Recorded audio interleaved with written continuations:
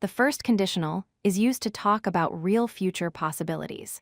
It describes situations that are likely or possible to happen in the future if a certain condition is met. The structure of the first conditional is simple.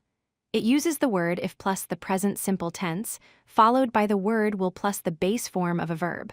For example, if it rains, I will stay at home.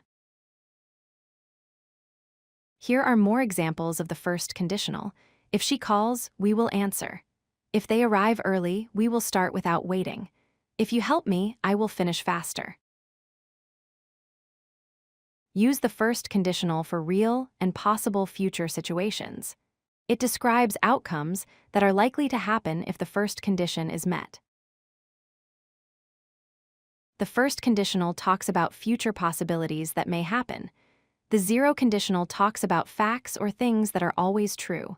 For example, if it rains, I will stay home is first conditional. If you heat water, it boils is zero conditional. The order of clauses in the first conditional can change. The if clause can come first or second. When the if clause comes first, use a comma after it. For example, if you call, I will come.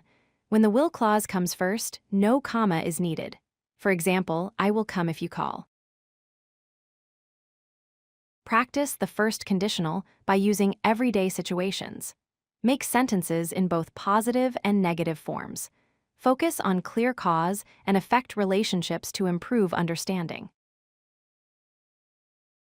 Try combining these sentences using the first conditional. For example, you study hard, you will pass the test.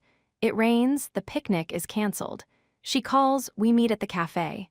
Practice now to improve your skills. If you like this video, hit that like button and don't forget to subscribe. Visit codelucky.com for more such useful content.